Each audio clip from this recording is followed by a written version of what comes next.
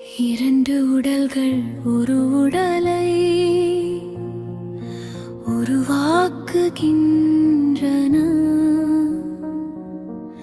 எங்கிருந்தோ வந்த உயிர் ஒன்றிணையும். இரவு பகலாகும், பகல் இரவாகும்.